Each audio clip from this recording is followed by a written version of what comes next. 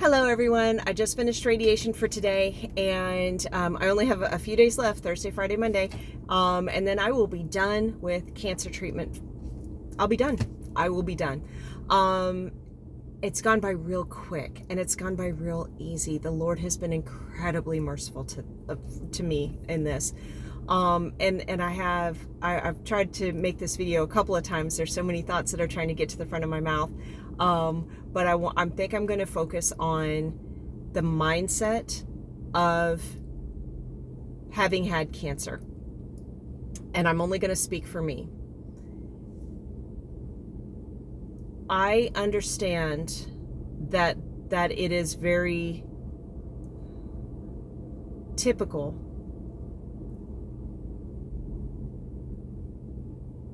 to have the specter of cancer floating over our heads, even if we've never had cancer. Even the word has a tendency to evoke a fear response in us. That's what our society has taught us. Even though we're more likely to die from a heart attack than we are to die from cancer, we have a fear response to the word cancer where people can't even say it. They have to say the C word, like it's some sort of superstition.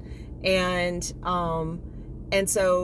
so when you have had cancer, I can see how that can affect somebody incredibly deeply emotionally, because it was something that they were afraid of for so long. And then oftentimes going through cancer treatments, and people have had to go through a lot rougher treatments than me. I am here to tell you that my path was easy. I have no right to speak on the experience of others. All I know is the experience of mine, and the Lord made my path super easy. Like yes, I had a couple of bad days. Yes, there were times where the skin discomfort was driving me batty. I made a vow to myself that I was not going to let one tear fall because of it. But there were a couple of times that I was so tired that and it was from tired that my eyes welled up a little bit, but I was like, no, not one tear is going to fall, because anyway, that's just what I was doing. I did cry in the other video, but that wasn't because of the cancer. That was because of the love of the Lord. That I don't mind crying about. That one I'll cry buckets.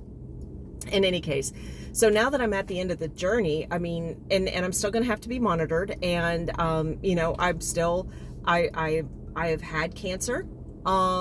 It is gone now, and now what do I do with that for the rest of my life? I'm only 54. Do I let cancer live in my head? Does it become my constant companion? Does it become the boogeyman under my bed? Does it become this shade that taints every sunny day that I have?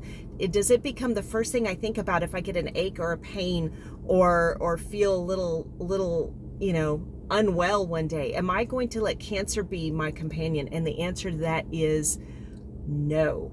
Like, not just no. I mean, I try not to cuss, but y'all know how that goes. Not just no, but heck no.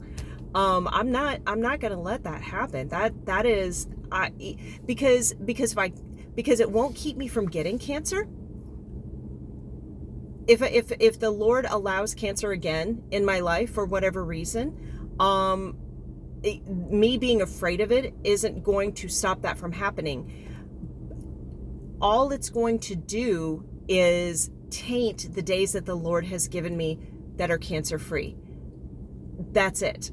And even if because some people have cancer, they just have cancer is almost like a chronic disease. They will die with cancer, but that doesn't have to be there. That is, and if you talk to the people who are like that, who have that sort of, lymphomas and stuff like that, that they're just, I mean, it's a chronic disease like diabetes or whatever, and they get treatments and they get monitored and stuff like that, but they live their life.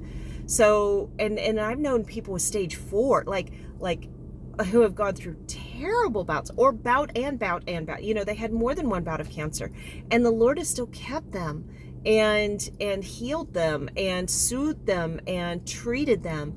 And so, for them, and even in them, there I see, or maybe especially with, I shouldn't say even in them, I should say especially in them, I see a strength. The people that I know who have not let cancer become their companion, they're not doing it. They're not making their decisions with cancer in mind. And I think that's wise. And that's what I plan to do, because either I get cancer or I don't. If I don't get cancer and I spent my whole life worrying about it, then that was a whole lot of wasted time.